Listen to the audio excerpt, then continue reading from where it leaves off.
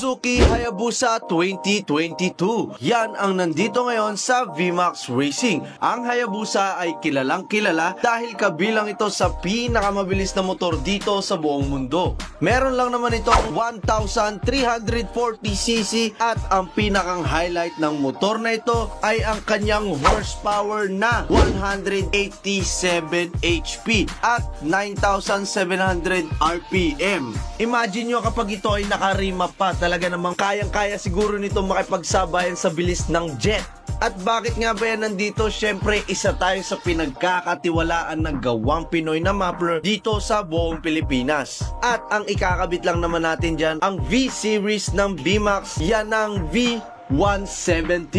Hindi natin tatanggalin ang catalytic nito dahil slip-on lang ang gagawin natin dito upang habang nagmamaneho ay marinig ng ibang malalaking sasakyan. Yan ang number 1 priority ng VMAX Racing. Sabi nga ng iba, loud pipes save lives. At ito na nga, tapos na natin ikabit ang V117 dito sa Hayabusa 2022.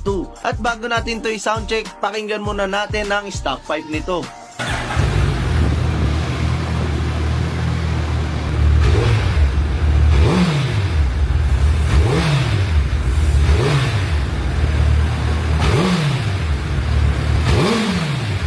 Yon, narinig naman natin at saktong ingay lamang at pakinggan naman natin ang V-Series ng VMAX na V117.